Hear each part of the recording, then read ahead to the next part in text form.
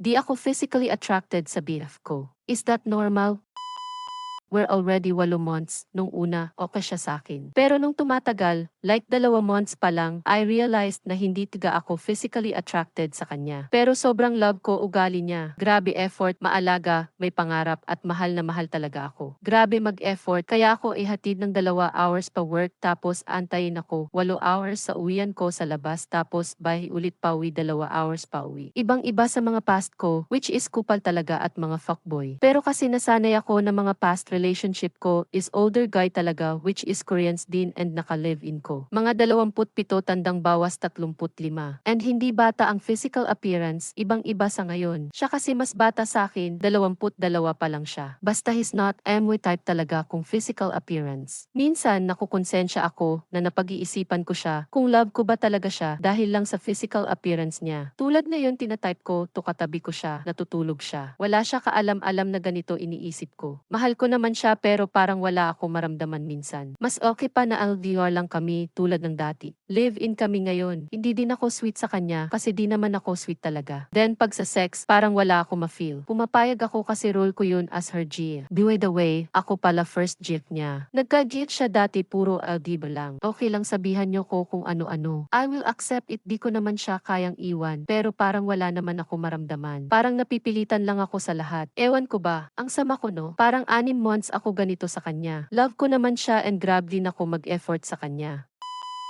Iwanan mo na, both of you will never be happy kasi di mo masuklian ng 100% due to his face value. Siya todo effort rin hoping na compensated naman kahit unattractive siya sa iyong paningin. I'm not saying you're bad. Preference mo yan eh. But the guy deserves better. Remember though, mukha natin napapanis over time. Character does not. Definitely break up. Parehas lang sila mag-suffer.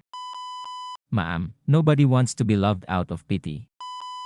Ganyan din ako sa lahat ng mga nakarelasyon. At first, sexually attracted ako sa kanila hanggang sa unti-unting nag-fade. So inaccept ko na lang na baka natural lang na ganun. Building a relationship is a choice and commitment. This is real life and not a fairy tale. Thank you. Tama ka, iba lang din siguro fantasy ng utak ko about sa physical appearance. Kaya napapala ko dati is puro ako niloloko at iniiwan. Dami na din na sobrang okay nga physical appearance pero manloloko at fuckboys naman. Pero sana di na ko mag-isip ng kung ano-ano ulit. Kasi bago pa lang kami, ganito na ako mag-isip sa kanya hanggang umabot kami ng 8 months na. It is a life partnership anyways. It could be economic partnership, love partnership, care partnership, and many more. Timbangin mo na lang kung ano mahalaga sa'yo. Believe me if asay wala kang makikitang tao na nandun na lahat ng hinahanap mo. Take your time para mag-decide. Good luck.